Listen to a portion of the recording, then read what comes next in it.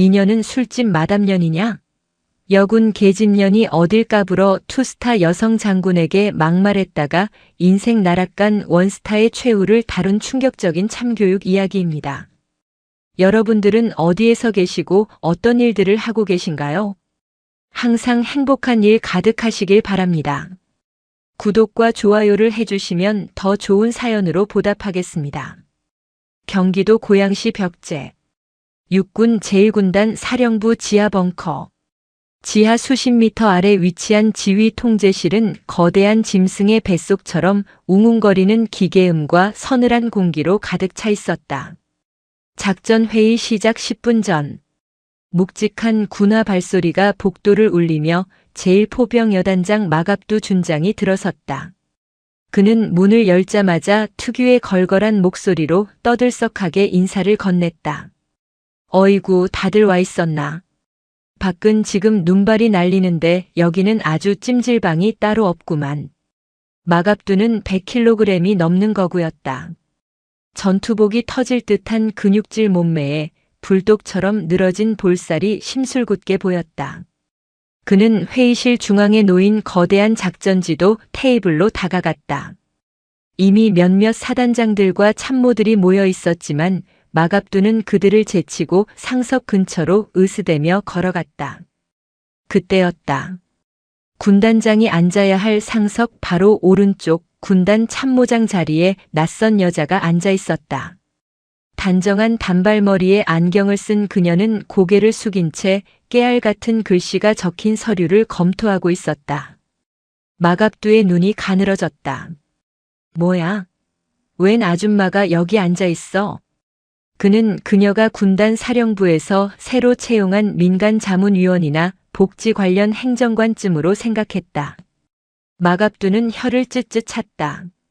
신성한 작전 회의실, 그것도 별들이 모이는 자리에 화장 냄새 풍기는 여자가 앉아 있는 꼴이라니. 마갑두는 그녀의 등 뒤로 다가가 의자 등받이를 툭 쳤다. 어이, 거기 아줌마. 여자는 미동도 하지 않았다. 마갑두의 눈썹이 꿈틀거렸다. 귀가 먹었나? 여기 자문위원석 아니야. 저 뒤에 배석 간부들 앉는 의자 가서 앉아. 군단장님 오실 시간 다 됐는데 눈치 없이 상석을 차지하고 있어. 그제야 여자가 천천히 고개를 들었다. 차가운 무태안경 너머로 보이는 눈동자는 감정이 거세된 듯 서늘했다. 하지만 마갑두는 그 눈빛을 읽지 못했다. 누구십니까? 여자의 목소리는 낮고 건조했다. 마갑두는 기가 막히다는 듯 헛웃음을 터뜨렸다. 이거 보게. 나 제1포병 여단장 마갑두다. 원스타라고. 아줌마는 어디서 굴러먹다 온 복지사야? 여기 커피 마시러 왔어? 아주 립스틱 냄새 때문에 머리가 다 아프네. 전쟁 터지면 그 립스틱 바르고 총 쏠 거야? 주변에 있던 작전 참모와 예하 사단장들의 얼굴이 사색이 되었다. 1사단장이 급히 마갑두의 소매를 잡아 끌었다. 마 장군, 이분은 안아보십시오. 기강을 잡아야 할 거 아닙니까? 요즘 군대가 당나라 군대라더니 아무나 벙커에 기어들어오고 말이야. 야 아줌마, 내 말 안 들려? 커피 타고 싶으면 탕비실로 가고 아니면 당장 나가. 마갑두가 삿대질을 하며 고함을 질렀다. 벙커 전체가 쩌렁쩌렁 울렸다. 그 순간 여자가 자리에서 천천히 일어났다. 그녀는 입고 있던 야전 상의의 지퍼를 끝까지 올렸다. 그러자 옷깃에 가려져 있던 계급장이 형광등 불빛을 받아 번쩍였다. 별이 2개. 소장이었다. 마갑두의 삿대질하던 손가락이 허공에서 딱딱하게 굳었다. 입이 떡 벌어졌다. 민간인이 아니었다. 군복을 입고 있었다. 그것도 자신보다 계급이 높은 직속 상관인 소장. 마갑두 준장. 그녀 위소영 소장이 입을 열었다. 그녀의 목소리는 더 이상 건조하지 않았다. 칠판을 손톱으로 긁는 듯한 날카로운 살기가 묻어났다. 자네 눈에는 이 별 2개가 립스틱 자국으로 보이나 보지. 그게. 마갑두는 뒷걸음질을 쳤다. 등줄기에서 식은땀이 폭포수처럼 흘러내렸다. 육군 인사명령을 제대로 확인하지 않은 게 화근이었다. 새로 부임한다는 군단 참모장이 여자일 줄은 꿈에도 몰랐다. 커피 타오라고 했나? 전쟁 터지면 립스틱 바르고 총 쏘냐고. 위소영이 한 걸음 다가왔다. 작은 체구였지만 그녀가 뿜어내는 기세는 마갑두라는 거구를 압살하고도 남았다. 나는 자네가 회식 자리에서 술 처먹고 뱃살 두드릴 때 전방고지에서 3박 4일 매복 서고 작전 짰네. 자네가 골프채 잡을 때 나는 지도 펴놓고 밤샜어. 그런데 감히 신성한 작전 회의실에서 내 부하들 보는 앞에서 나를 접대부 취급해. 차 참모장님. 제가 미처 몰라 뵙고 실수를. 실수? 이건 실수가 아니라 하극상이야. 그리고 성군기 위반이고. 위소영은 들고 있던 작전 지휘봉으로 마갑두의 가슴에 달린 명찰을 툭툭 쳤다. 마갑두. 이름 한번 잘 지었군. 머리가 아주 돌처럼 단단해서 갑두인가. 그 돌머리로 여단을 지휘하니 포탄이 제대로 날아가겠어? 엉뚱한 아군 머리에나 떨어지겠지. 회의실의 공기는 진공 상태처럼 숨막혔다. 마갑두의 얼굴은 홍당무처럼 붉어졌다가 흑빛으로 변해갔다. 오늘부로 자네의 여단장 보직을 박탈한다. 저 처분만 기다리겠습니다. 하지만 보직 해임만은 제발.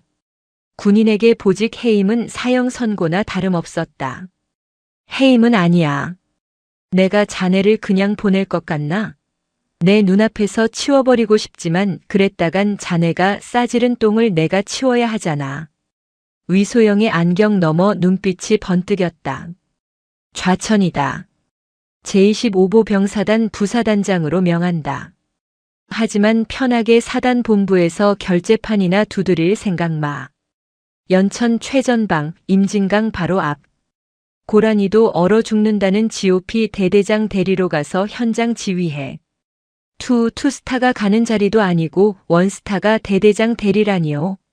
그런 전례는 없습니다. 전례? 방금 자네가 상관에게 커피 타오라고 한 게 전례 없는 일이야. 꼬우면 옷 벗어. 위소영은 뒤돌아 헌병에게 손짓했다.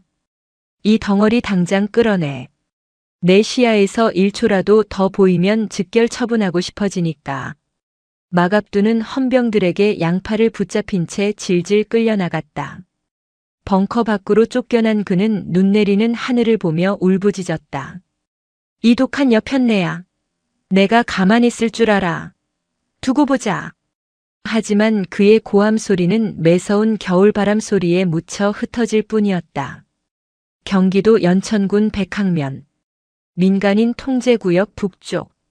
마갑두를 태운 낡은 레토나 차량이 덜컹거리며 비포장도로를 달리고 있었다. 창밖 풍경은 처참했다. 앙상한 나뭇가지들은 말라비틀어진 손가락처럼 하늘을 핥히고 있었고 얼어붙은 임진강은 거대한 뱀처럼 전방을 가로지르고 있었다. 젠장. 마갑두는 뒷좌석에서 연신 욕설을 내뱉었다. 자신이 원스타, 그것도 대한민국 화력을 담당하는 포병 여단장에서 일개 보병 대대급 주둔지의 관리자로 떨어지다니. 부사단장이라는 직함은 허울 뿐 실상은 위소영이 내린 유배였다. 운전병이 눈치를 보며 히터를 틀었지만 찢어진 캠퍼스 천 사이로 황소바람이 들어왔다. 야, 차가 왜 이따위야? 정비 안 해? 죄송합니다.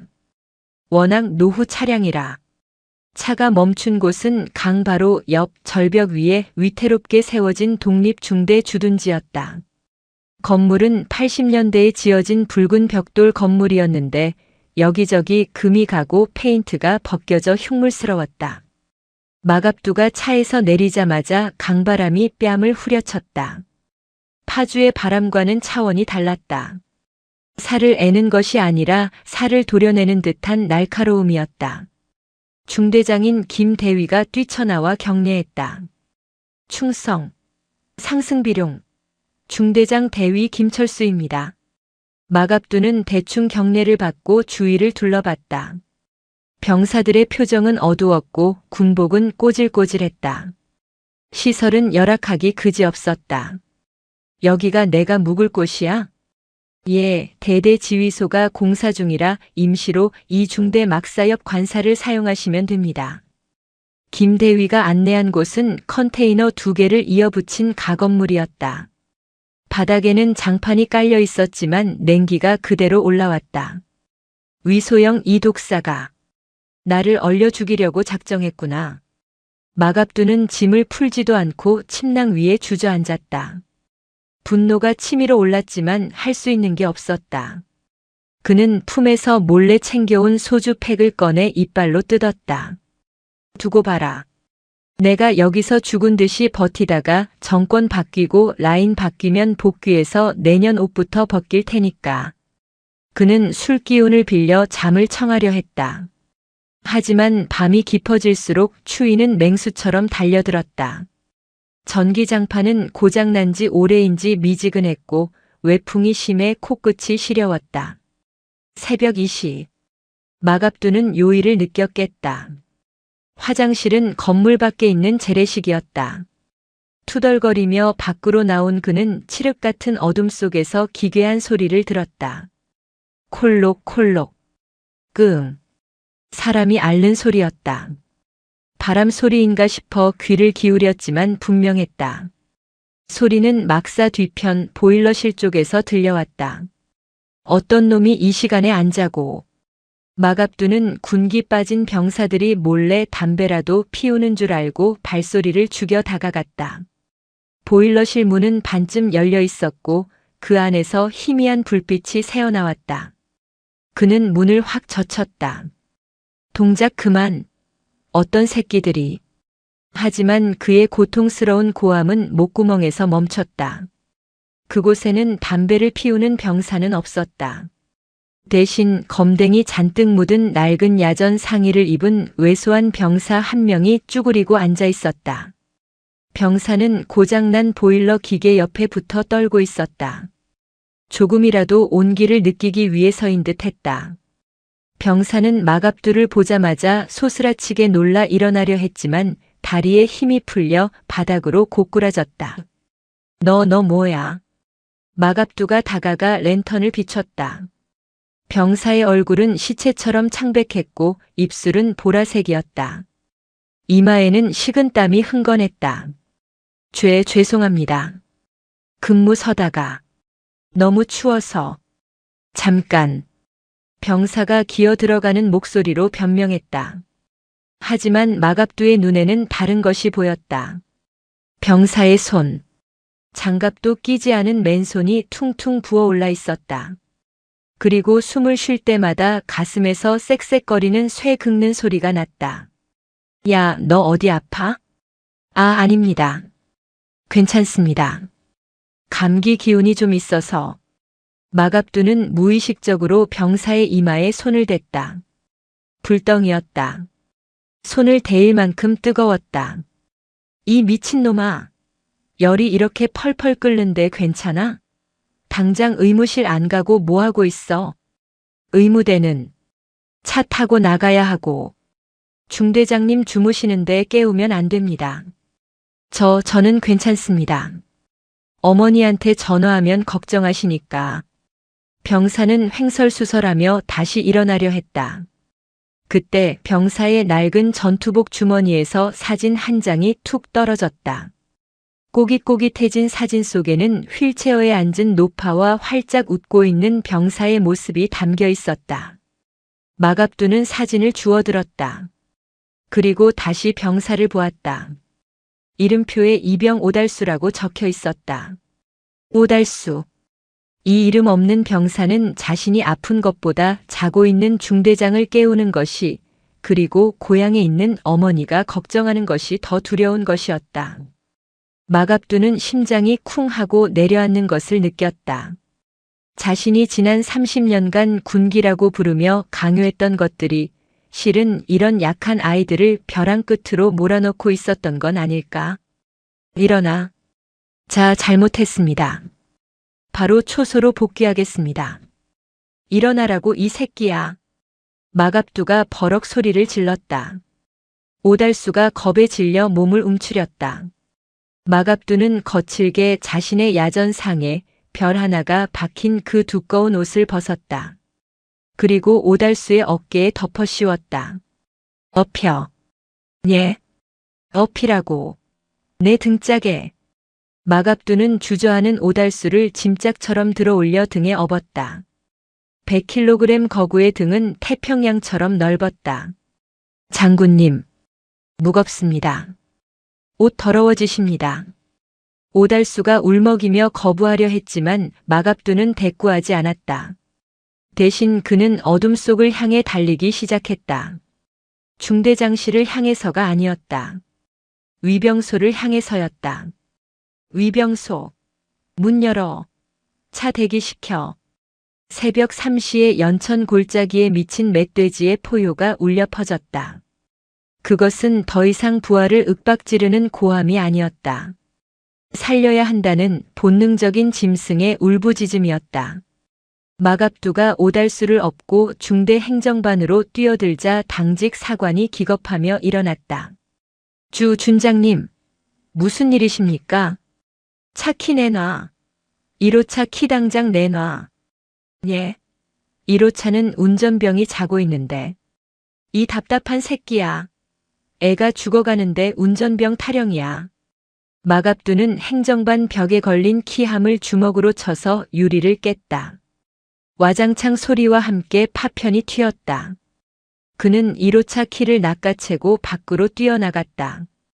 그는 오달수를 조수석에 구겨넣고 시동을 걸었다. 낡은 레토나가 굉음을 내며 출발했다. 목적지는 연천의료원. 군 병원까지 가기에는 시간이 없었다. 정신 차려. 눈 감으면 죽어. 야, 오달수. 너 엄마 생각 안 나? 엄마 보고 싶지 않아?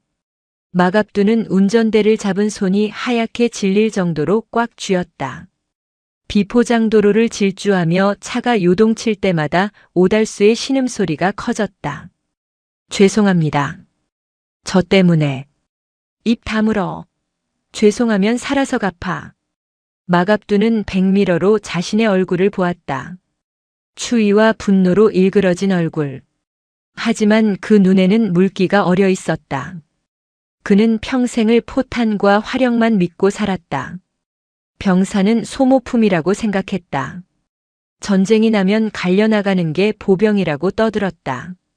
그런데 지금 이 어린 병사의 가녀린 숨소리가 그 어떤 포탄 소리보다 무겁게 가슴을 때리고 있었다. 30분을 달려 읍내 응급실에 도착했다. 마갑두는 오달수를 안고 응급실 문을 발로 차고 들어갔다. 의사 나와. 사람 죽어. 당직 의사가 뛰쳐나왔다. 무슨 일입니까? 군인들이네. 폐렴 같아. 열이 안 떨어져. 숨도 제대로 못 쉬고. 의사가 급히 오달수의 상태를 살폈다. 청진기를 대고 눈동자를 확인했다. 의사의 표정이 심각해졌다. 어떻게 이 지경이 될 때까지 놔뒀습니까? 급성 폐렴에 저체온증이 겹쳤어요. 조금만 늦었으면 쇼크사할 뻔했습니다. 살릴 수 있어? 살릴 수 있냐고. 마갑두가 의사의 가운을 잡으려다 멈췄다. 제발 살려달라는 눈빛이었다. 일단 조치는 취하겠지만 영양 상태도 너무 안 좋아요. 요즘 군대 밥 잘 나온다더니 다 거짓말인가 보네. 뼈랑 가죽밖에 없어요.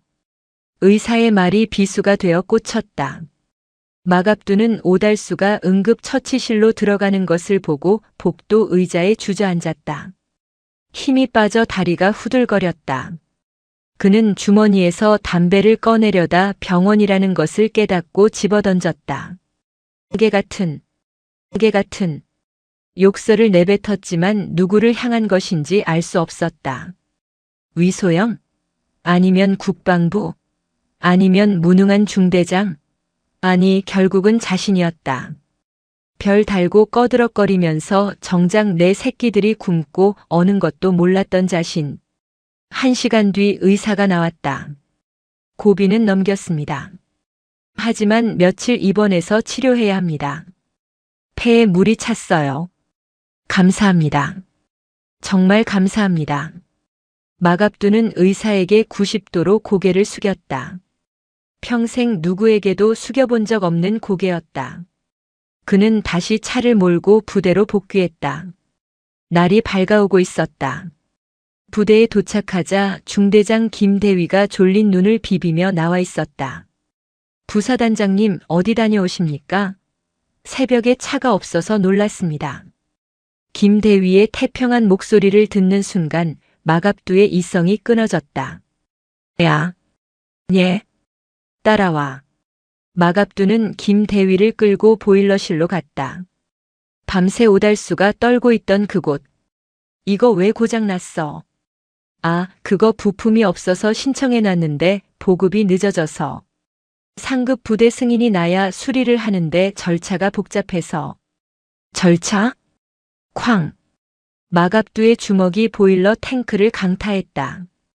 찌그러진 탱크에서 녹물이 흘러나왔다. 절차 따지다가 애가 죽을 뻔했어. 이 새끼야, 내 놈 방에는 전기난로 2개나 켜져 있더만. 병사들은 냉골 바닥에서 자는데 지휘관이라는 놈이 따뜻하게 처자고 있어. 아니, 저는 간부니까. 간부? 간부가 벼슬이야? 전쟁 나면 병사들이 내 총알바지야? 마갑두는 김대위의 정강이를 걷어찼다. 김대위가 비명을 지르며 쓰러졌다. 오늘부터 너 보직 해임이야. 내가 자른다. 주 준장님, 월권이십니다. 대대장 대리라고 해도 인사권은. 월권? 그래, 나 미친 멧돼지다. 월권이든 지랄이든 내가 다 책임져. 대신 너는 오늘부로 군복 벗을 준비해. 내 눈에 흙이 들어가도 너 같은 놈이 지휘관 하는 꼴은 못 보니까. 마갑두는 씩씩거리며 막사 안으로 들어갔다. 병사들이 기상점호 준비를 하고 있었다. 그들은 모두 겁에 질린 눈으로 마갑두를 쳐다봤다. 마갑두는 생활관 중앙에 섰다. 바닥은 여전히 차가웠다. 전원 집합. 병사들이 침상 끝에 도열했다. 오늘부터 일과 없다. 병사들이 웅성거렸다. 작업도 없고 훈련도 없다. 오늘부터 이 막사 뜯어 고친다. 보일러 내가 고친다. 안 되면 땔감이라도 떼서 불 지핀다. 짬밥 맛없으면 말해. 내가 읍내 가서 고기 사올 테니까. 병사들은 믿을 수 없다는 표정이었다. 저 무서운 장군이 어제만 해도 욕을 퍼붓던 사람이 왜 저러나 싶었다. 그때 한 병장이 조심스럽게 손을 들었다. 장군님, 오달수는 괜찮습니까? 마갑두는 잠시 말을 잇지 못했다. 그리고 굵은 목소리로 대답했다. 살았다. 내가 살렸다. 그리고 너희들도 내가 살린다. 누구도 춥고 배고파서 죽게 안 둔다. 내 별을 걸고 약속한다. 그날 아침 연천의 낡은 막사 위로 붉은 해가 떠올랐다. 마갑두는 결심했다. 위소영에게 복수하는 것보다 더 중요한 일이 생겼다고. 이 썩어 빠진 전방의 현실을 뒤집어 엎어버리겠다고. 설령 그것이 위소영과 아니 육군 본부 전체와 전쟁을 하는 길일지라도. 마갑두는 행정반 전화를 들었다. 수화기 너머로 교환병의 목소리가 들렸다. 통신보안. 누구 찾으십니까? 나 마갑두다. 1군단 사령부 연결해. 위소영 소장 받고. 전쟁의 서막이었다. 경기도 연천군 제25보 병사단 보급수송대대 정문. 오전 9시. 연천의 아침은 여전히 잿빛이었다. 밤새 내린 눈이 녹다 말아 질퍽거리는 도로 위로 낡은 레토나 한 대가 굉음을 내며 돌진하고 있었다. 마갑두 준장이었다.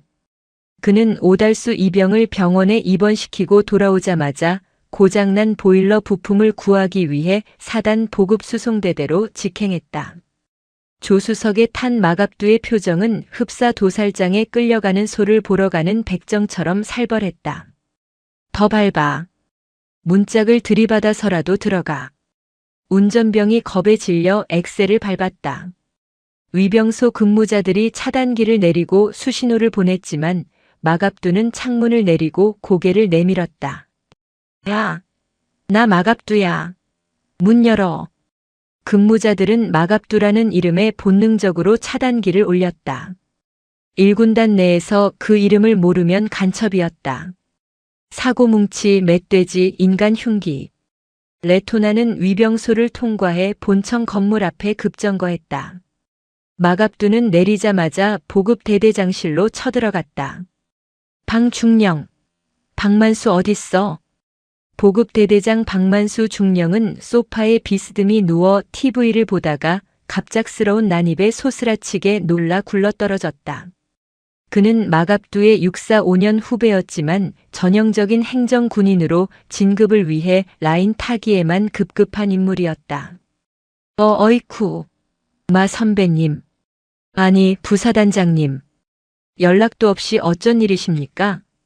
방중령이 억지 웃음을 지으며 커피를 권하려 했지만 마갑두는 그의 손을 쳐냈다. 커피 치워. 보일러 순환 펌프 그리고 열선 코일. 당장 내놔. 예? 아, 그게 무슨 말씀이신지. 연천 독립중대 보일러 터졌어. 애들이 냉골에서 자다가 폐렴 걸려 실려갔다고. 부품 신청한 지가 언젠데 아직도 감감무소식이야. 창고에 있는 거 다 아니까 당장 불출해. 방중령의 눈동자가 도르륵 굴러갔다. 그는 난처한 표정을 지으며 책상으로 돌아가 두꺼운 규정집을 꺼냈다. 선배님, 저도 드리고 싶은데 말입니다. 그게 전산상으로 재고가 0입니다. 요즘 보급이 좀 딸려서. 그리고 절차상 사단장님 결재가 있어야 긴급 불출이 가능한데 지금 사단장님이 휴가 중이시라. 재고가 없어? 마갑두가 방중령의 멱살을 잡고 들어 올렸다. 뚱뚱한 방중령의 몸이 허공에 붕 떴다. 내 눈 똑바로 보고 말해. 진짜 없어? 내 귀에는 니들이 뒷구멍으로 업체들한테 부품 빼돌려서 이속 챙긴다는 소리가 들리던데. 아닙니다. 억울합니다. 진짜 없습니다.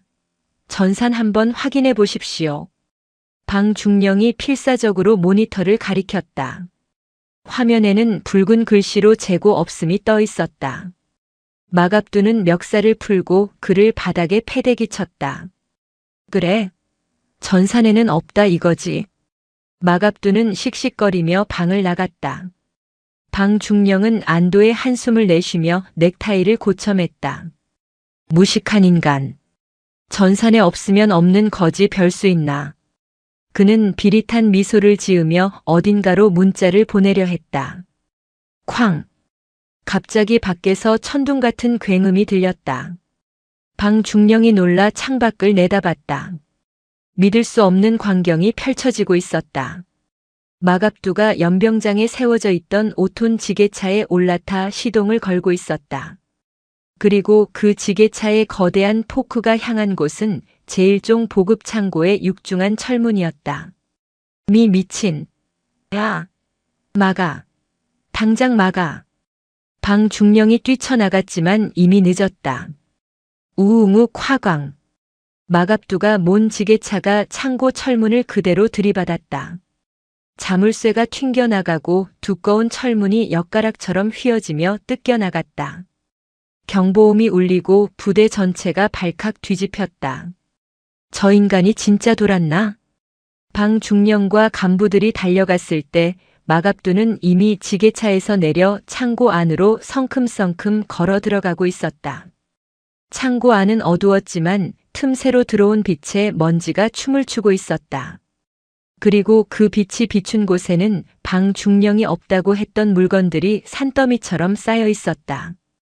최신형 경유 보일러 세트, 미개봉 상태의 순환 펌프 수십 박스, 고기능성 발열 조끼, 그리고 핫팩 수만 개. 전시 비축 물자라는 딱지가 붙어 있었지만 그 위에는 먼지가 뽀얗게 앉아 있었다. 병사들이 얼어 죽어갈 때 이 물건들은 쥐새끼들의 먹이로 썩어가고 있었던 것이다. 마갑두는 바닥에 떨어진 쇠파이프 하나를 집어들었다. 그리고 뒤따라 들어온 방중령을 향해 돌아섰다. 그의 눈에서 푸른 안광이 뿜어져 나왔다. 재고가 없어? 전산 오류야? 아니면 내 눈깔이 삐건가? 서 선배님. 그게 아니라 이건 전시 비축용이라 평시에는. 지금이 전시야 이 새끼야. 깡.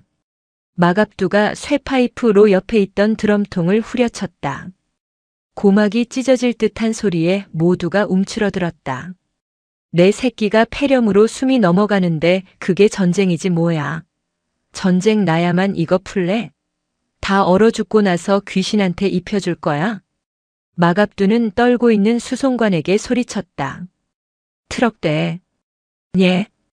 여기 있는 트럭 다 끌고 와. 그리고 실어. 보일러, 펌프, 조끼, 핫팩. 싹 다 실어. 트럭 바퀴가 주저앉을 때까지 실어. 하지만 대대장님 명령 없이는. 수송관이 방중령을 쳐다봤다. 방중령은 얼굴이 사색이 되어 소리쳤다. 이건 불법입니다. 군사재판감입니다. 헌병 부를 겁니다. 마갑두가 방중령의 코앞까지 다가갔다. 그는 방중령의 귀에 대고 낮게 으르렁거렸다. 불러. 헌병 부르고 기무사 부르고 청와대도 불러. 대신 그놈들 오기 전에 내가 니놈 비리 장부 다 까발려 줄 테니까. 네가 작년에 납품업체한테 리베이트 처먹고 불량 부동액 납품받은 거 내가 모를 줄 알았어? 방중령의 다리가 풀렸다. 포병 여단장 시절 마갑두는 정보 수집광이었다. 그는 방중령의 약점을 쥐고 있었다. 싫어.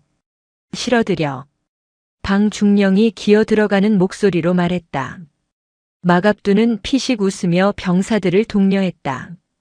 들었지? 대대장님이 허락하셨다. 동작 봐라. 굶었냐? 빨리빨리 안 움직여? 보급 수송대대 병사들이 일사불란하게 움직이기 시작했다. 그들의 표정에는 당황스러움보다 묘한 통쾌함이 서려 있었다. 평소 자신들을 괴롭히던 악질 대대장이 꼼짝 못하는 모습에 신이 난 것이다. 트럭 3대가 물자를 가득 싣고 창고를 빠져나갔다. 마갑두는 마지막 트럭 조수석에 올라타며 방중령에게 손을 흔들었다. 잘 쓸게. 영수증은 나중에 청구해. 내 퇴직금으로 까면 되니까. 트럭 행렬이 연천의 국도를 달렸다. 마갑두는 창문을 열고 차가운 바람을 맞았다. 가슴속에 맺혀있던 체증이 조금은 내려가는 것 같았다. 하지만 이건 시작일 뿐이었다. 보일러를 고친다고 끝날 일이 아니었다. 굶주린 배를 채워야 했다. 경기도 연천군 백항면 읍내 전통시장. 정오가 조금 지난 시간. 연천의 작은 시골 장터가 발칵 뒤집혔다. 군용 트럭에서 내린 거구의 장군이 시장통을 휘젓고 다니고 있었기 때문이다. 마갑두였다. 그는 전투복 상의를 벗어 어깨에 걸치고 러닝셔츠 바람으로 정육점 앞을 서성였다. 사장님, 여기 돼지 몇 마리나 있습니까? 정육점 주인이 눈을 동그랗게 뜨고 물었다. 예. 마리는 없고 부위별로 파는데요. 아니, 그러니까 이 가게에 있는 고기 다 합치면 몇 근이나 되냐고요. 글쎄요. 한 300근 되려나? 다 주세요. 예. 다 달라고요. 삼겹살, 목살, 앞다리살 가리지 말고 싹 다. 그리고 옆집 정육점 고기도 다 쓸어 담으세요. 마갑두는 품에서 두툼한 봉투를 꺼냈다. 그가 평생 군 생활하며 모은 적금 통장을 깨서 찾아온 현금이었다. 그리고 저기 채소 가게 할머니. 상추랑 마늘, 고추 있는 거 다 포장해 주세요. 두부 공장 사장님. 두부 100모, 아니 200모 따뜻한 걸로 바로 실어 주십시오. 시장 상인들은 입을 다물지 못했다. 군인들이 가끔 회식거리 사러 오는 건 봤어도 장군이 직접 와서 시장 전체를 털어가는 건 처음이었다. 장군님 잔치하십니까? 채소가게 할머니가 웃으며 물었다. 마갑두는 씩 웃으며 대답했다. 예, 잔치합니다. 내 새끼들 배에 기름칠 좀 해주려고요. 그동안 굶긴 게 미안해서. 1시간 뒤 부대 연병장. 꿈같은 냄새가 진동했다. 마갑두가 공수해 온 드럼통을 반으로 잘라 만든 급조 그릴 위에서 수백 킬로그램의 돼지고기가 지글지글 익어가고 있었다. 하얀 연기가 피어오르고 고소한 기름 냄새가 연천 골짜기를 가득 메웠다. 병사들은 처음에는 얼떨떨해했다. 작업하라는 줄 알고 집합했는데 눈앞에 고기 산이 쌓여 있었기 때문이다. 뭐해? 젓가락 안 들어? 다 익어서 타잖아. 마갑두가 집게를 들고 고기를 뒤집으며 소리쳤다. 오늘 이거 다 못 먹으면 집에 못 간다. 배 터져서 앰뷸런스 탈 때까지 먹어. 술은 안 되니까 콜라 마셔. 탄산음료도 트럭으로 사왔다. 자, 잘 먹겠습니다. 병사들의 함성이 터져 나왔다. 그들은 걸신 들린 듯 고기를 입에 넣었다.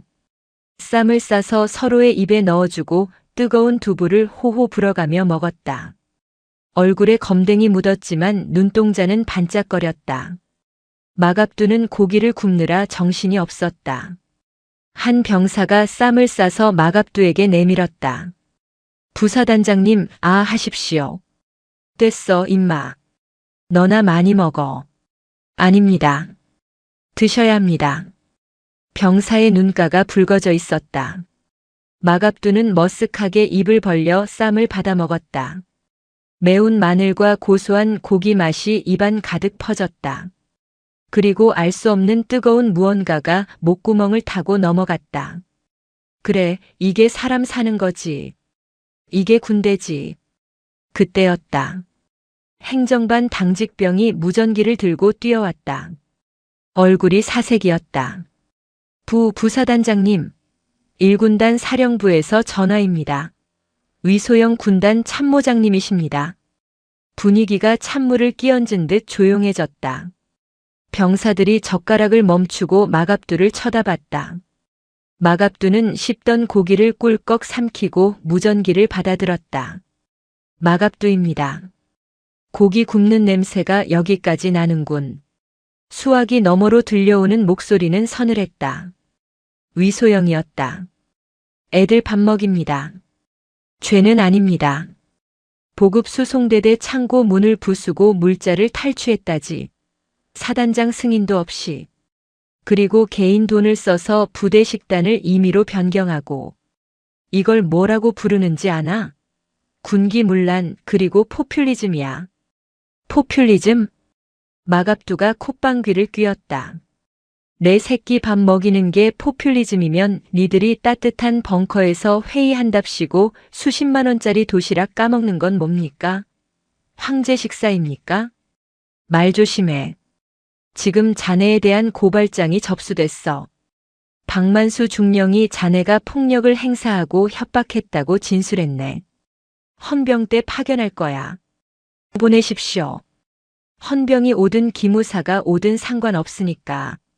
그런데 참모장님. 마갑두는 고기 굽는 연기 속에서 연천의 하늘을 올려다보았다. 당신 현장 와봤어?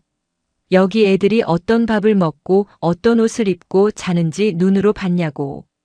서류 쪼가리에 적힌 보급률 100% 그딴 거짓말 말고 진짜 현실을 본 적 있냐고. 궁금하면 직접 와서 보십시오. 와서 당신 눈으로 보고 그래도 내가 미친놈 같으면 그때 내 목을 치십시오. 나는 여기서 한 발자국도 안 움직일 테니까.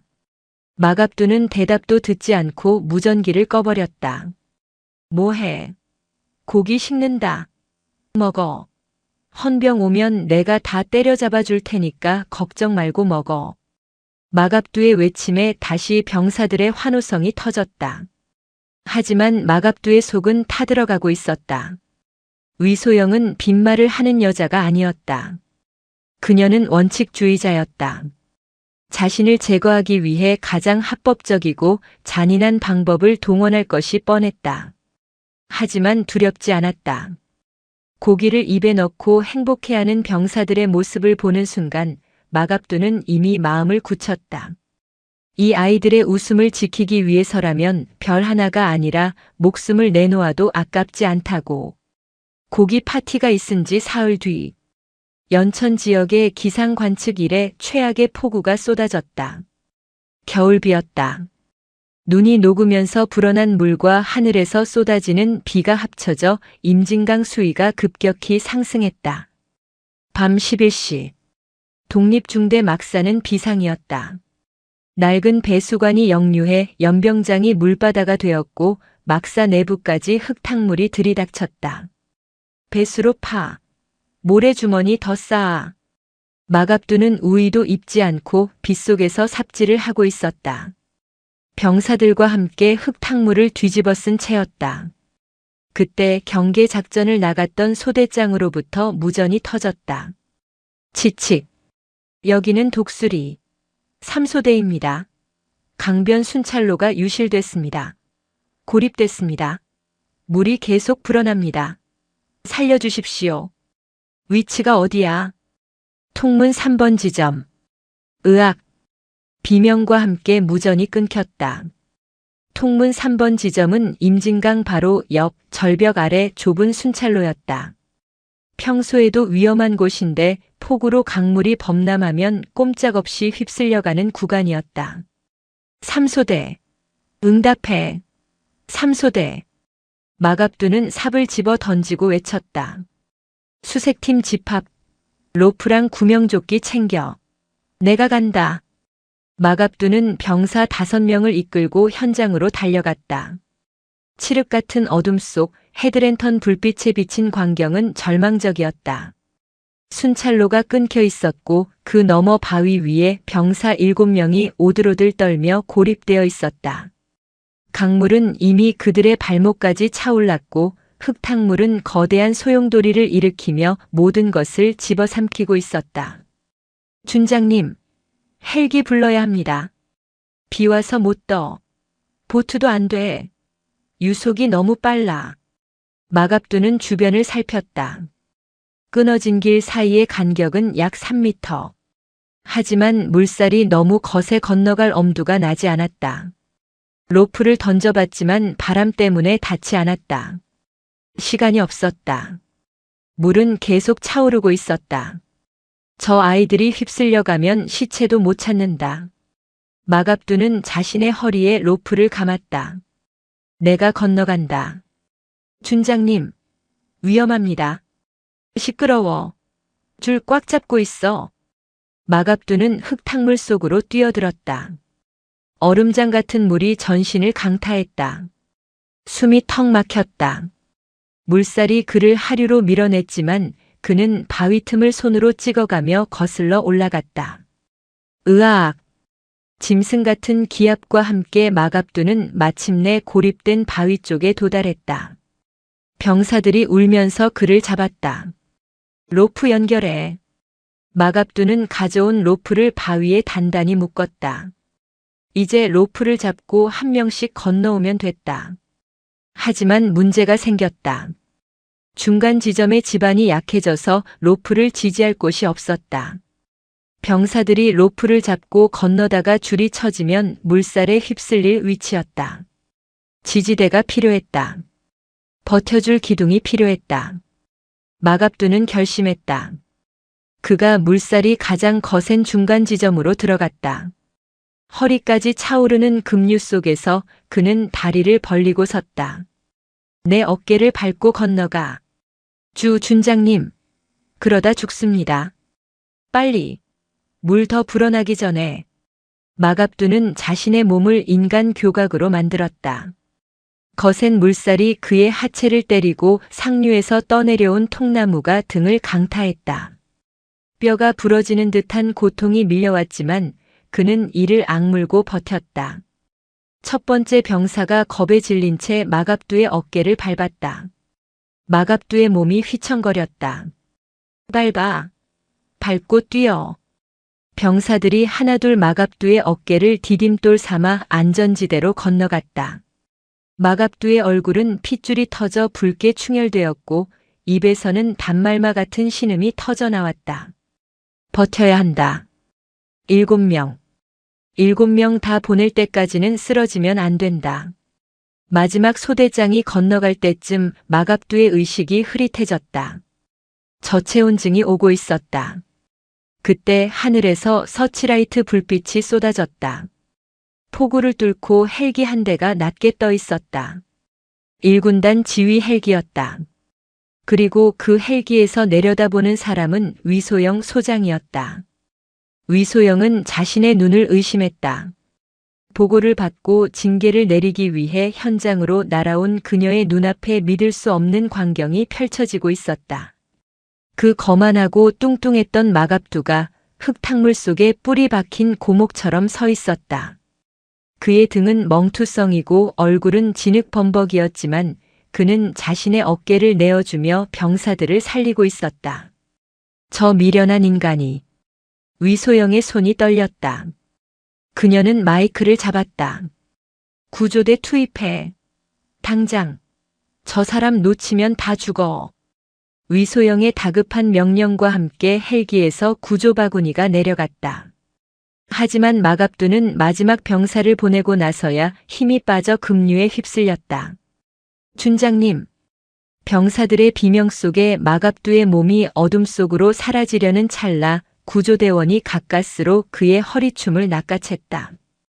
헬기로 끌어올려진 마갑두는 물에 빠진 생쥐꼴이었다. 그는 바닥에 누워 거칠게 숨을 몰아쉬었다. 그의 눈앞에 위소영의 얼굴이 보였다. 살아있나? 마갑두. 위소영이 물었다. 그녀의 목소리에는 더 이상 냉기가 없었다. 대신 경악과 알 수 없는 존경심이 섞여 있었다. 마갑두는 시익 웃었다. 이가 덜덜 떨렸지만 그는 특유의 건방진 말투로 대답했다. 립스틱. 안 번지셨네. 마녀님. 그리고 그는 기절했다. 위소영은 흙탕물 범벅이 된 마갑두의 손을 내려다보았다. 손톱이 다 빠지고 피투성이가 된 그 손이 오늘 7명의 생명을 구했다. 그녀는 조용히 자신의 야전 상의를 벗어 마갑두의 몸을 덮어주었다. 인정하지. 자네는 멧돼지가 아니라 군인이었어. 임진강의 붉은 흙탕물 위로 2개의 별이 만나는 순간이었다. 하지만 이것은 화해가 아니었다. 더 거대한 적 군대라는 거대한 부조리와 싸우기 위한 두 지휘관의 동맹이 시작되는 밤이었다. 경기도 고양시 국군 고양병원 VIP 입원실. 새벽 5시. 병실 창문 너머로 붉은 해가 떠오르고 있었지만 병실 안의 공기는 차갑게 가라앉아 있었다. 링거 바늘을 팔에 꽂은 채 누워있던 마갑두가 눈을 떴다. 온몸이 두들겨 맞은 듯 욱신거렸지만 그는 거친 숨을 몰아쉬며 상체를 일으켰다. 일어났나? 멧돼지. 창가에 익숙한 실루엣이 서 있었다. 위소영 소장이었다. 그녀는 팔짱을 낀 채 창밖을 응시하고 있었다. 역광 때문에 그녀의 얼굴은 어두웠지만 안경 너머의 눈빛만은 형형하게 빛나고 있었다. 여기가 어디야? 병원이다. 자네가 물에 빠진 생쥐꼴로 실려온 지 꼬박 이틀 만에 깨어났군. 폐에 물이 차고 저체온증 쇼크까지 왔었어. 의사는 기적이라고 하더군. 마갑두는 링거줄을 거칠게 뜯어냈다. 팔뚝에서 피가 솟구쳤지만 신경 쓰지 않았다. 애들은, 내 새끼들은 어찌 됐어? 전원 생존. 자네 덕분에 털끝 하나 안 다치고 구조됐네. 마갑두는 그제야 안도의 한숨을 내쉬며 침대에 등을 기댔다. 그럼 됐어. 밥값은 했네. 밥값이라. 위소영이 침대 옆으로 다가와 의자에 앉았다.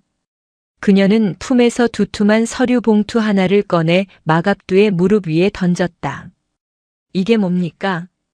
자네가 연천에서 뜯어낸 보일러 부품, 그리고 시장에서 사다 먹인 돼지고기. 그게 어디서 나왔는지 추적한 결과물이야. 마갑두가 봉투를 열었다. 그 안에는 충격적인 사진들과 장부 사본이 들어있었다. 곰팡이가 핀 사료용 돼지고기를 군납용으로 포장하는 공장 사진, 폐오일을 정제해서 보일러 등유로 납품하는 정유차 사진, 그리고 그 뒤를 봐주는 고위 장성들의 명단. 자네가 싸운 건 단순히 고장난 보일러가 아니었어. 대한민국 군수 라인을 장악하고 있는 거대한 카르텔, 일명 황금마차회야. 자네가 창고 문을 부수는 바람에 놈들의 꼬리가 밟혔지. 위소영의 목소리가 낮아졌다. 놈들이 반격을 시작했어. 자네를 군용물 절도 및 지휘권 남용으로 군사법원에 회부하라고 압박을 넣고 있어. 육군 본부 법무실장이 직접 움직이고 있다. 법무실장? 그 새님 새끼가? 그래. 그리고 더 큰 문제는 놈들이 연천 독립중대로 가는 모든 보급로를 차단했다는 거야. 지금 자네 부대는 고립됐어. 식량, 기름, 의약품. 모든 게 끊겼다. 자네가 병원에 누워있는 동안 그들은 자네 부하들을 인질로 잡고 항복을 요구하고 있어. 마갑두의 눈이 뒤집혔다. 침대 시트를 움켜쥔 손에 핏줄이 터질 듯 솟아올랐다. 에이, 개만도 못한 새끼들이. 어쩔 텐가. 여기서 얌전히 재판받고 옷 벗을 텐가 아니면. 위소영이 안경을 고쳐 썼다. 나가서 놈들의 목줄을 끊어놓을 텐가. 마갑두는 피 묻은 환자복을 벗어던지고 바닥에 놓인 자신의 흑투성이 전투복을 집어들었다. 냄새나고 찢어진 별 하나가 달린 그 전투복을. 참모장님, 말하게. 나한테 힘 좀 실어주쇼. 내가 멧돼지 짓은 잘하는데 머리 굴리는 건 젬병이라. 당신이 뒤만 봐주면 내가 아주 쑥대밭을 만들어 놓을 테니까. 위소영의 입가에 처음으로 옅은 미소가 번졌다. 차갑지만 신뢰가 담긴 미소였다. 내 권한으로 72시간. 자네의 병원 탈출을 눈감아주지. 그 안에 증거를 가져와. 놈들의 심장을 찌를 확실한 증거를. 72시간이라. 돼지 한 마리 잡는 데는 충분한 시간이구만. 마갑두는 군화를 신으며 바닥을 굴렀다. 쾅. 소리와 함께 멧돼지가 다시 우리를 탈출했다. 경기도 파주시 적성면 가막산 자락의 폐축사. 그날 밤 11시. 마갑두는 1군단 헌병대에서 빌린 사복 차량을 타고 첩보에 나온 의심 지역에 도착했다. 겉보기에는 평범한 폐축사였지만 주변에는 사설 경비업체 직원들이 삼엄하게 경계를 서고 있었다. 황금마차회의 비밀 가공 공장.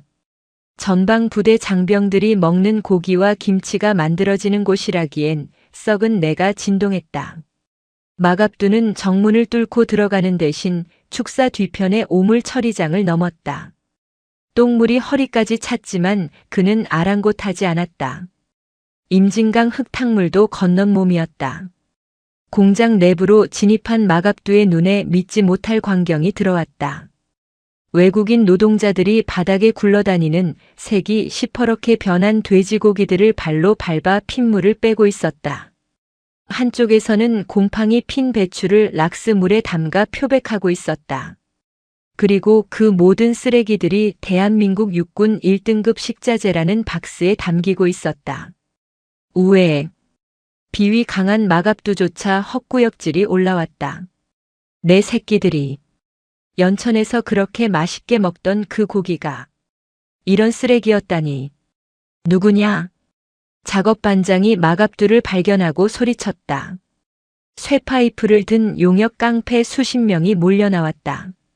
어떤 새끼가 재수없게 들어왔어? 용역 대장이 껌을 씹으며 다가왔다. 마갑두는 천천히 고개를 들었다.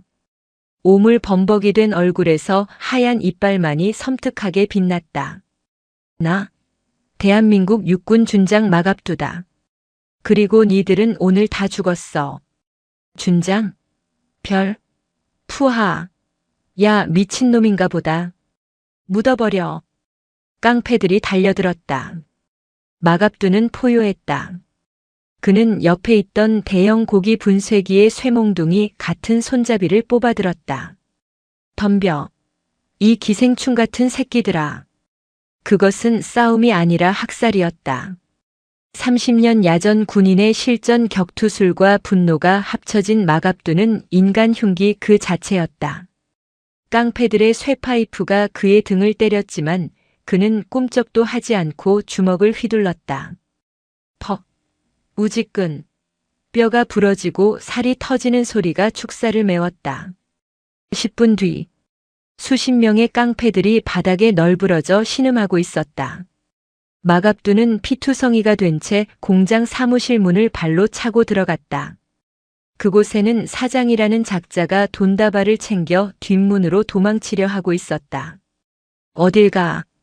마갑두가 사장의 뒷덜미를 잡아 책상 위로 던졌다. 살려주세요. 장군님, 시키는 대로 다 하겠습니다. 돈 필요하십니까? 여기 현금 10억 있습니다. 다 가지십시오. 사장이 돈다발을 마갑두 앞에 쏟아부었다. 5만 원권 뭉치가 산처럼 쌓였다. 마갑두는 그 돈을 물끄러미 바라보았다. 평생 군인 월급으로 살면서 만져보지도 못한 거금이었다. 마갑두는 피 묻은 손으로 돈다발 하나를 집어들었다. 사장의 얼굴에 화색이 돌았다. 역시 말이 통하시는군요. 이거 말고 차명 계좌에 더 있습니다. 제가 모시겠습니다. 철썩. 마갑두가 돈다발로 사장의 뺨을 후려쳤다. 사장의 입에서 피가 튀었다. 이 돈, 내 새끼들 뱃속에 들어간 썩은 고기 값이냐? 내 부하들 피고름 값이냐고. 마갑두는 라이터를 켰다. 안 됩니다. 그게 어떤 돈인데. 사장이 비명을 질렀지만 마갑두는 돈다발 더미에 불을 붙였다. 불길이 확 타올랐다. 다 타버려라. 너희들의 그 더러운 욕심까지 싹 다. 마갑두는 불타는 사무실에서 비밀 장부와 USB 하나를 챙겨 들고 밖으로 나왔다. 등 뒤에서 매캐한 연기가 피어올랐다. 새벽에 찬 공기를 들이마시며 그는 위소영에게 문자를 보냈다. 멧돼지 사냥 끝. 증거 확보. 이제 본진 털러 갑니다. 경기도 연천군 독립중대 주둔지. 마갑두가 없는 사이 연천 부대는 생지옥으로 변해 있었다. 보급이 끊긴 지 4일째. 쌀독은 바닥을 드러냈고 발전기 기름이 떨어져 전기가 나갔다. 병사들은 비상식량인 건빵으로 끼니를 때우며 서로의 체온에 의지해 버티고 있었다. 설상가상으로 또다시 폭설이 예보되었다. 이대로라면 추위와 굶주림으로 인한 비전투 손실이 속출할 상황이었다. 중대장님, 우리 버려진 겁니까? 오달수 이병이 퀭한 눈으로 물었다. 새로 부임한 중대장은 고개를 숙인 채 대답하지 못했다. 상부에서는 기상 악화로 인한 보급 지연이라는 말만 되풀이할 뿐이었다. 그때였다.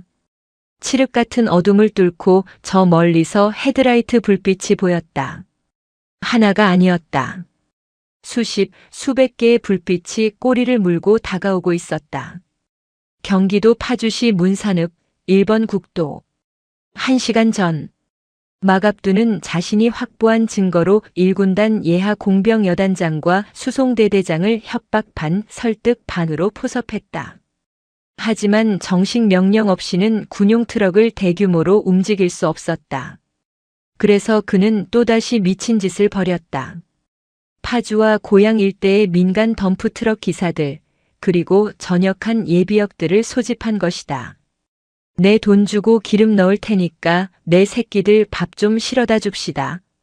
마갑두의 호소에 개성공단 화물연대 소속 기사들과 지역 예비군들이 응답했다. 덤프트럭, 굴삭기, 심지어 레미콘 차량까지 수백 대가 모였다. 트럭 적재함에는 쌀가마니, 등유통, 라면 박스가 가득 실렸다. 이른바 유령 수송 작전.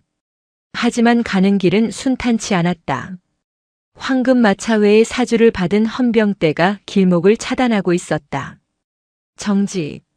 여기는 통제구역이다. 허가 없는 차량은 진입할 수 없다. 임진강을 건너는 유일한 통로인 비룡대교 앞. 헌병대 장갑차 2대가 길을 막고 있었다. 헌병 중령이 확성기를 들고 소리쳤다. 마갑두 소장. 당신은 지금 수배 중이다. 당장 차에서 내려 투항하라. 선두 트럭 조수석에 앉아있던 마갑두가 무전을 잡았다. 밀어버려. 예. 장군님 장갑차입니다. 진짜 쏘면 어떡합니까? 운전대를 잡은 예비역 병장이 떨리는 목소리로 물었다. 안 쏴.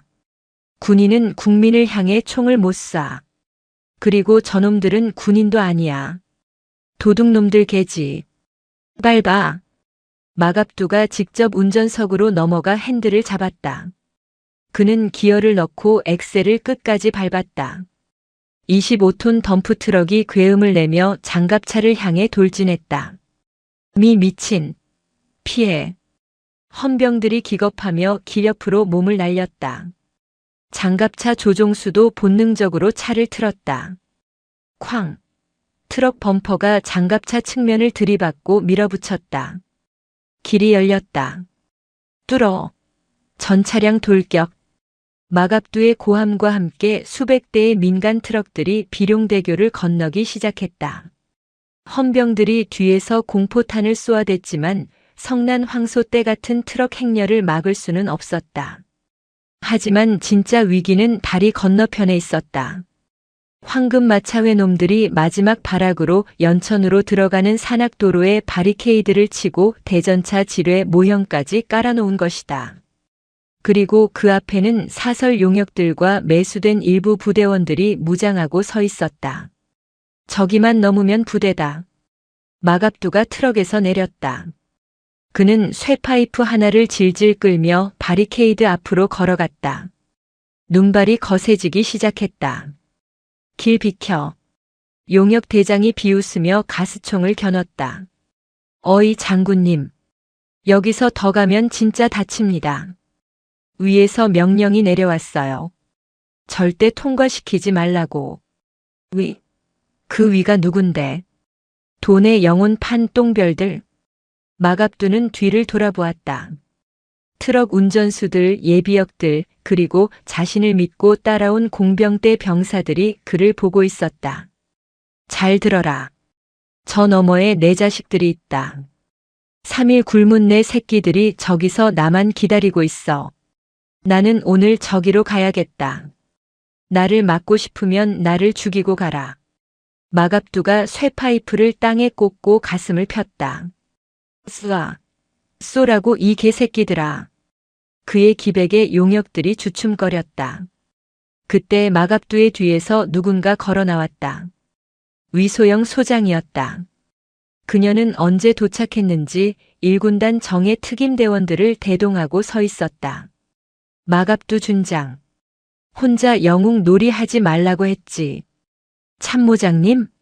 여긴 어떻게? 길을 뚫으러 왔네. 불법 점거 세력 진압 작전. 작전명 청소. 위소영이 손을 들자 특임대원들이 일제히 용역들을 향해 총구를 겨눴다. 전원 체포해. 저항하면 실탄 사격 허가한다. 상황은 순식간에 정리되었다. 깡패들은 특임대의 진압봉 맛을 보고 주랭랑을 쳤고 바리케이드는 공병대 불도저에 의해 밀려났다. 마갑두는 다시 트럭에 올랐다. 그리고 마침내 연천 독립중대 연병장에 도착했다. 왔다. 밥이 왔다. 병사들이 눈물 범벅이 되어 뛰쳐나왔다. 마갑두는 트럭에서 내려 쌀가마니를 어깨에 맸다. 밥 먹자. 늦어서 미안하다. 그날 밤 연천의 산골짜기에는 다시 밥 짓는 연기가 피어올랐다. 마갑두는 병사들이 허겁지겁 라면을 먹는 모습을 보며 몰래 눈물을 훔쳤다. 위소영은 멀찌감치 서서 그 모습을 지켜보다가 조용히 경례를 붙였다. 하지만 평화는 잠시였다. 다음 날 아침 국방부 검찰단이 들이닥쳤다. 혐의는 내란 음모 수준으로 불어나 있었다. 마갑두는 병사들이 보는 앞에서 수갑을 찼다. 걱정 마라. 아버지가 잠시 똥 치우러 갔다 올게. 밥 잘 챙겨 먹고 있어. 그는 웃으며 연행되었다. 하지만 그의 주머니 속에는 황금마차회를 괴멸시킬 결정적 증거가 들어있는 USB가 여전히 숨겨져 있었다. 경기도 양주시 1군단 보통군사법원. 군사재판이 열리는 날. 법정 앞은 마갑두를 지지하는 예비역 단체와 시민들, 그리고 그를 처벌하라고 외치는 보수단체 회원들로 아수라장이었다. 법정 안은 냉랭했다. 재판장은 육군 본부에서 파견된 소장급 법무관이었고 검찰관은 마갑두를 잡아넣으려고 혈안이 된 황금마차회의 하수인들이었다. 마갑두는 피고인석에 앉아 있었다. 수의 대신 정복을 입고 있었지만 계급장은 떼어진 상태였다. 피고인 마갑두. 군용물 절도, 군무 이탈, 민간인 불법 동원, 상관 모욕. 혐의만 12가지입니다. 인정합니까?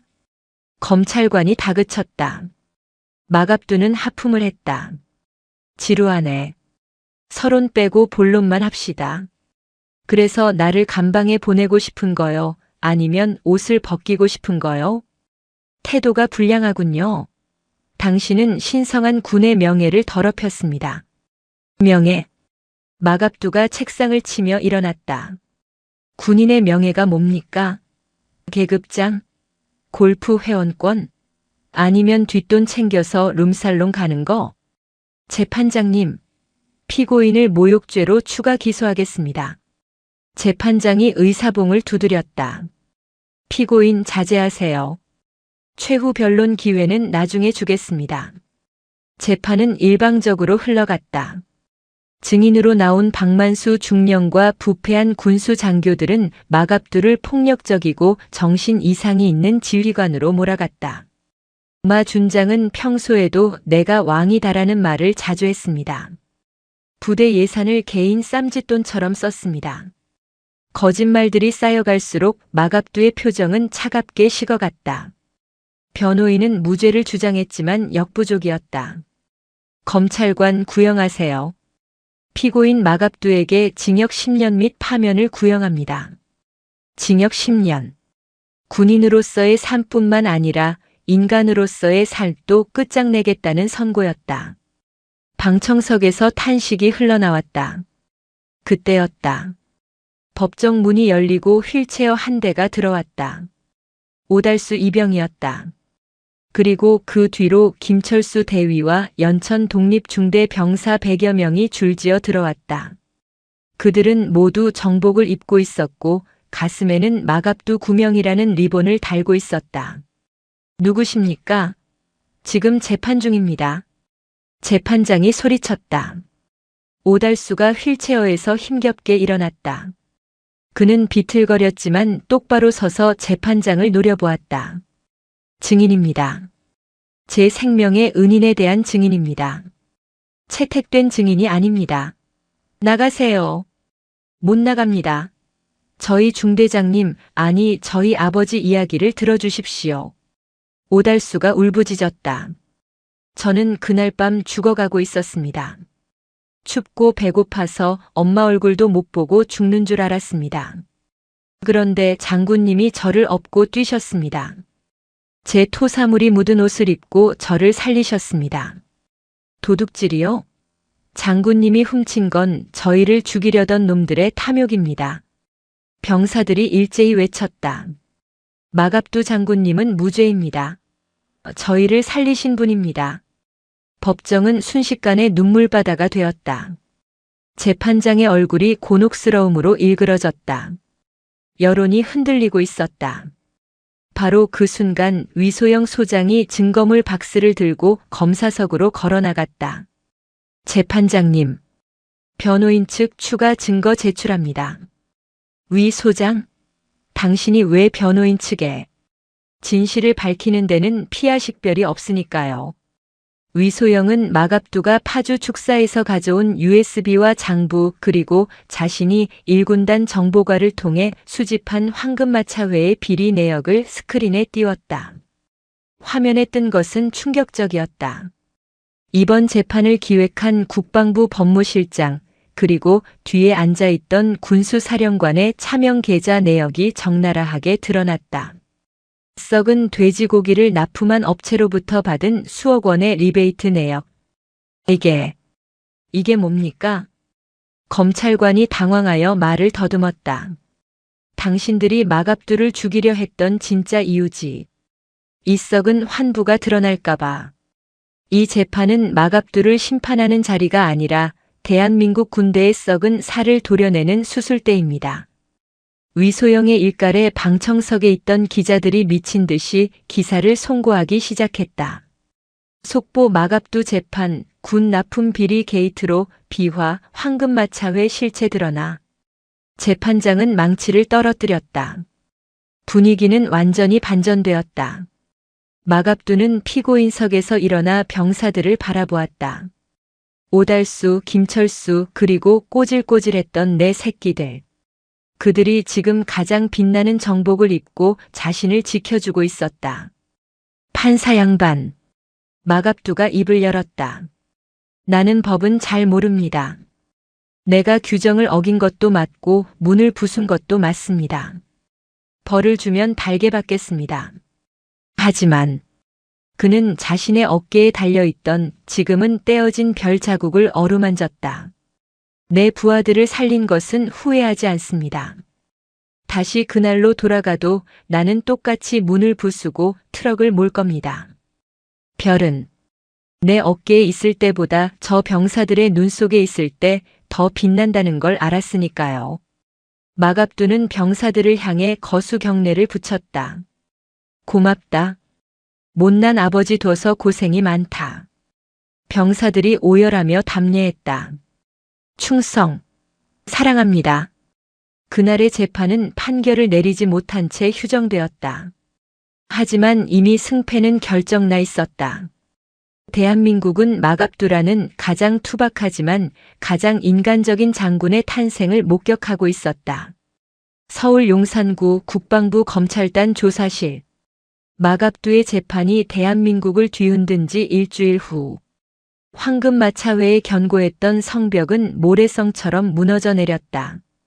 위소영 소장이 법정에서 터뜨린 비리 장부는 핵폭탄이었다.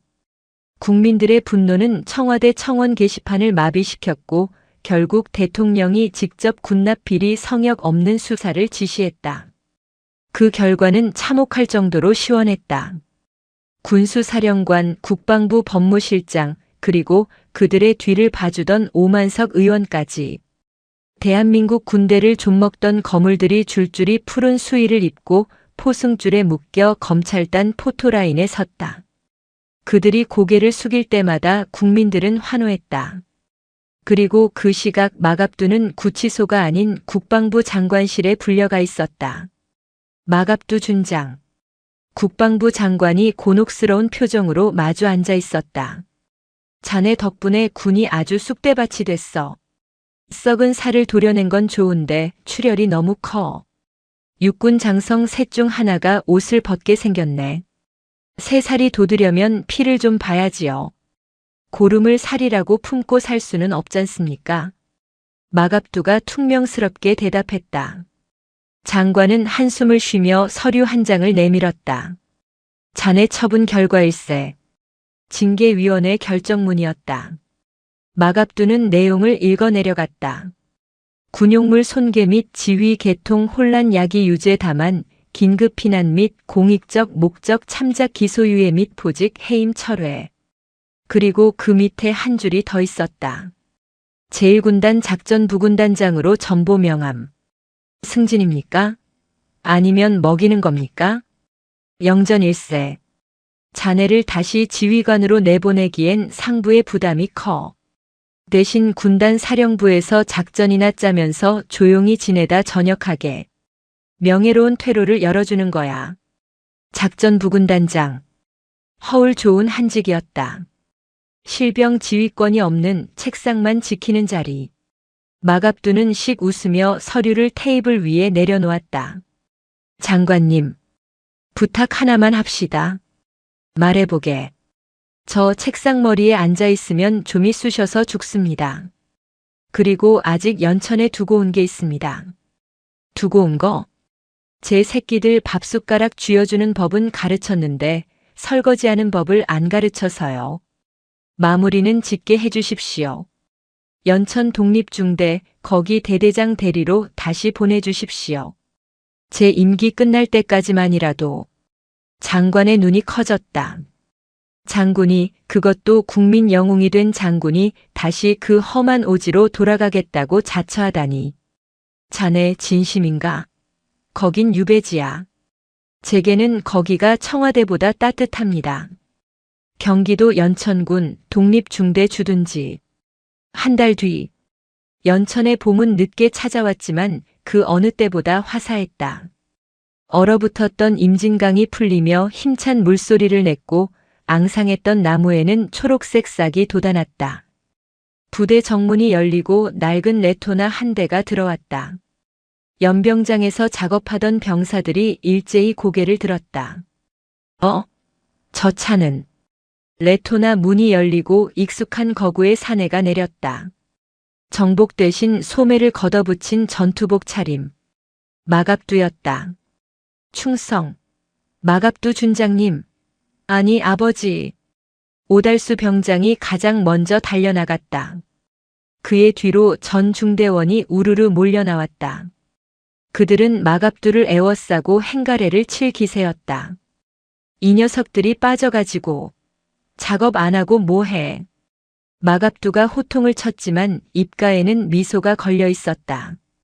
그는 병사들의 머리를 하나하나 쓰다듬었다. 밥은 잘 먹었냐? 예. 오늘 메뉴 제육볶음이었습니다.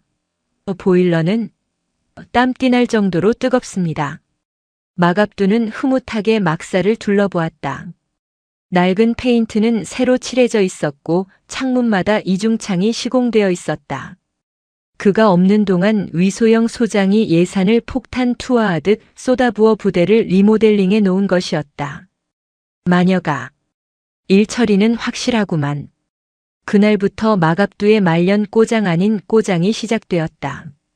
그는 장군 계급장을 달고도 병사들과 함께 참호를 파고 취사장에서 팔을 다듬었다. 야 김상병.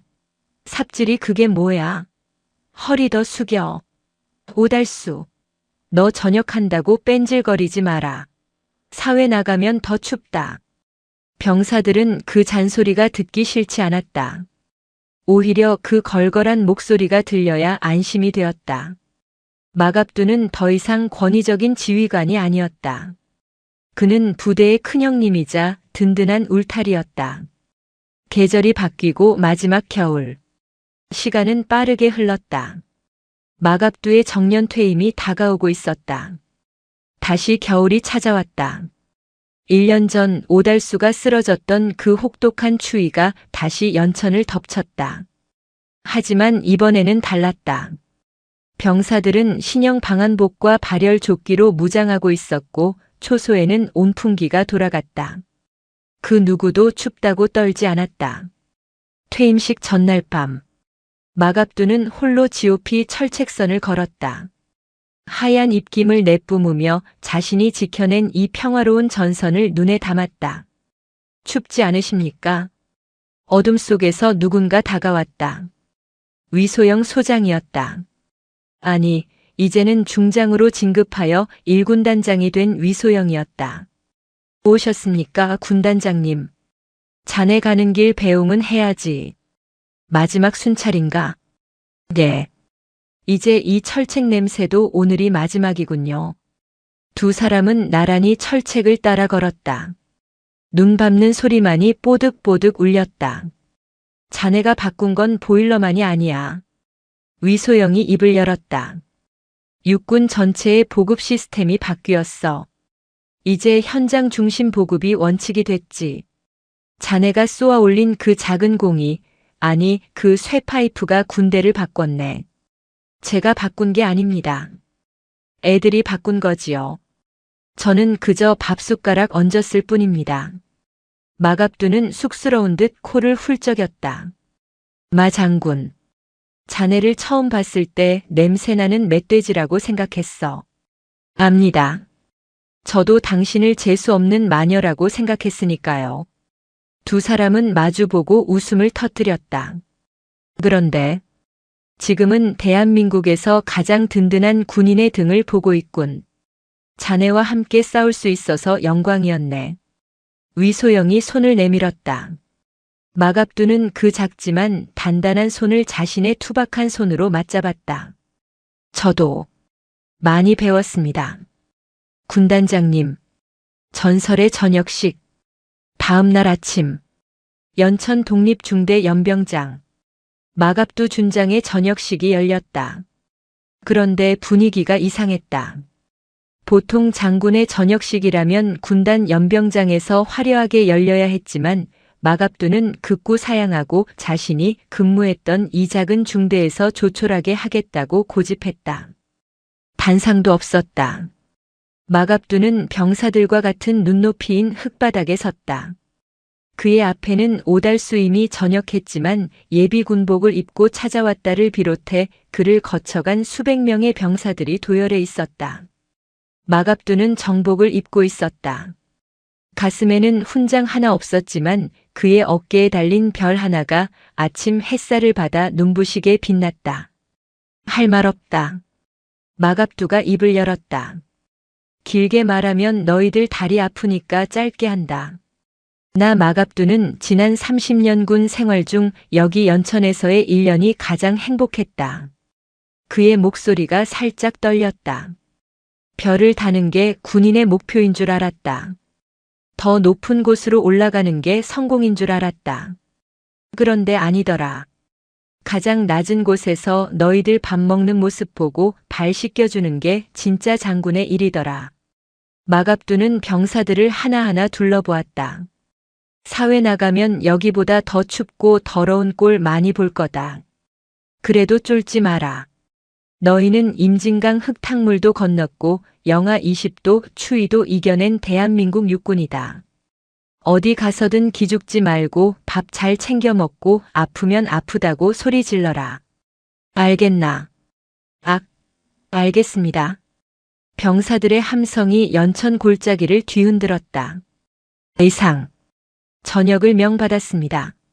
마갑두가 위소영 군단장을 향해 마지막 경례를 올렸다. 위소영이 답례하고 군악대 대신 병사들이 부르는 전우가가 울려 퍼졌다. 병사들이 대열을 깨고 달려나왔다. 그들은 마갑두를 행갈에 쳤다. 하늘로 솟구쳐 오르는 마갑두의 거대한 몸. 그는 파란 하늘 아래서 아이처럼 활짝 웃고 있었다. 그의 눈가에 맺힌 눈물이 보석처럼 흩날렸다. 3년 뒤, 경기도 파주시 문산읍. 임진강이 내려다 보이는 국도변에 허름한 식당 하나가 문을 열었다. 간판 이름은 멧돼지 식당. 주 메뉴는 두툼한 돼지구이와 양푼 김치찌개. 점심시간이면 이 식당은 군인들로 발 디딜 틈이 없었다. 인근 부대 병사들이 외박이나 휴가를 나오면 꼭 들르는 성지가 되었다. 어서 와라. 몇 명이냐? 주방에서 곰 같은 덩치의 사내가 웍을 돌리다 말고 소리쳤다. 마갑두였다. 그는 앞치마를 두르고 있었지만 그 포스는 여전했다. 넷입니다. 삼겹살 4인분이요. 4인분 같은 소리 하고 있네. 8인분 줄 테니까 다 처먹고 가. 남기면 죽는다. 마갑두는 고기를 산더미처럼 쌓아서 내갔다. 병사들은 환호하며 고기를 구웠다. 사장님, 여기 진짜 남는 거 있습니까? 이렇게 퍼주시면 망하는데. 망하면 내 연금 까먹으면 되지. 많이 먹고 나라나 잘 지켜라. 마갑두는 계산대 옆에 앉아 병사들이 먹는 모습을 흐뭇하게 지켜보았다. 식당 한쪽 벽면에는 훈장 대신 낡고 찢어진 야전 상에 하나가 액자에 걸려 있었다. 별 하나가 달린 진흙 얼룩이 지워지지 않은 그 옷. 딸랑. 풍경 소리와 함께 문이 열리고 정복을 입은 여군 장성이 들어왔다. 위소영 대장이었다. 장사 잘 되나 마 사장. 어이쿠, 이게 누구십니까? 사성 장군님이 누추한 곳에 다 오시고 자네 김치찌개가 생각나서 왔네. 헬기 타고 지나가다가 밥 냄새가 너무 좋아서 말이야. 마갑두는 껄껄 웃으며 주방으로 들어갔다. 특제로 모시겠습니다. 고기 반 두부 반으로. 식당 구석 테이블.